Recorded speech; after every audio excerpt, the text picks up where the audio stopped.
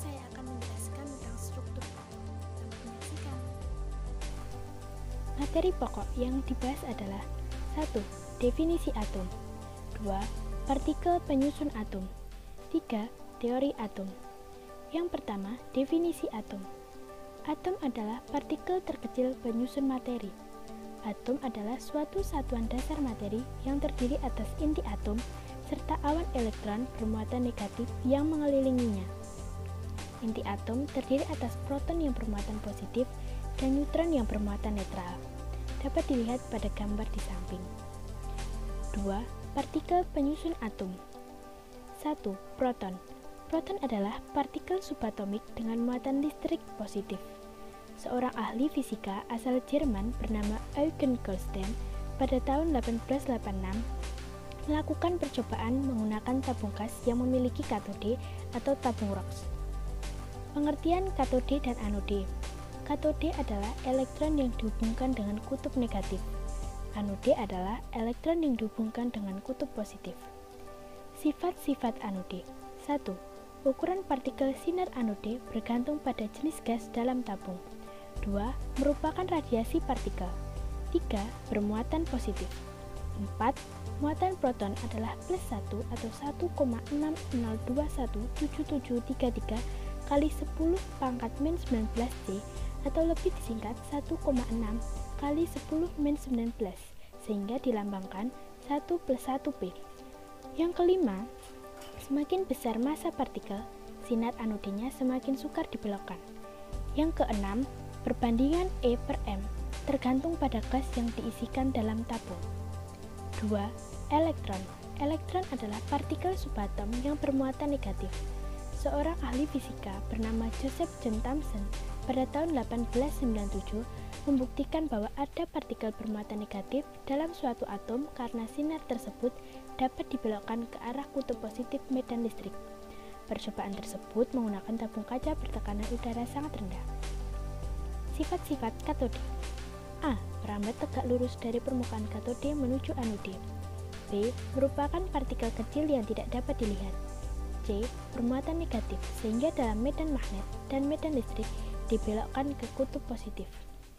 D. Memiliki sifat cahaya dan sifat materi. E. Tidak tergantung pada jenis gas dan jenis Ahli fisika yang mengemukakan tentang elektron selanjutnya adalah Robert Andre Millikan pada tahun 1911. Ia melakukan percobaan tetes minyak dengan cara menyemprotkan minyak ke dalam tabung yang bermuatan listrik untuk menentukan muatan elektron dan gaya gravitasi bumi. Kesimpulan dari percobaan Andre adalah elektron merupakan partikel dasar yang menyusun materi atom, dilambangkan dengan 0-1e. 3. Neutron. Neutron adalah partikel bermuatan netral dengan massa sama dengan 1. Vibot H. Baker melakukan eksperimen penembakan partikel alfa pada inti atom berilium yang menghasilkan radiasi partikel berdaya tembus tinggi. James Chadwick pada tahun 1932 mengemukakan bahwa partikel yang menimbulkan radiasi berdaya tembus tinggi bersifat netral atau tidak bermuatan dan massanya hampir sama dengan massa proton. 4. Inti atom.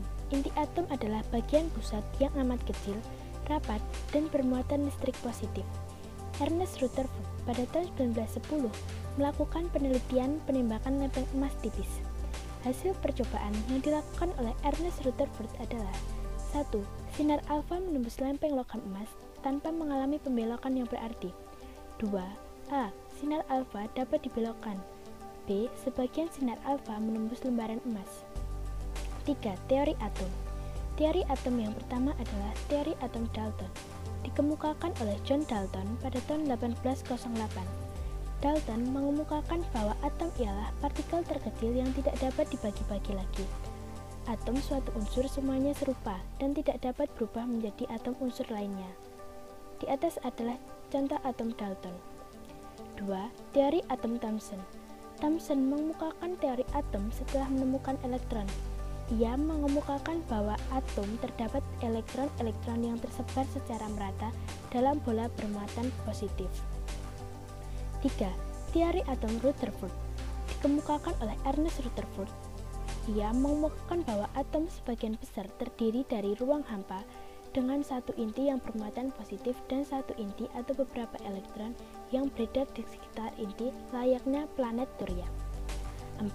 Teori atom Niels Bohr dikemukakan oleh Niels Bohr. Ia mengemukakan bahwa elektron tidak dapat berputar dalam lintasan yang sembarang. Elektron hanya dapat berputar pada lintasan tertentu tanpa memancarkan energi. Teori atom Niels Bohr digunakan sampai sekarang. Berikut adalah contoh atom 5. Teori atom mekanika gelombang. Tokoh pertama yang mengemukakan teori atom mekanika gelombang adalah Louis de Broglie. Pada tahun 1924, ia memunculkan sifat dualisme elektron, yaitu elektron dapat dipandang sebagai partikel dan sebagai gelombang. Berikut adalah contoh atom dari Louis de Broglie. Tokoh kedua adalah Werner Heisenberg. Pada tahun 1927, ia merumuskan prinsip ketidakpastian. Dan tokoh yang ketiga adalah Erwin Schrödinger. Ia merumuskan persamaan gelombang untuk menggambarkan gerakan elektron pada atom.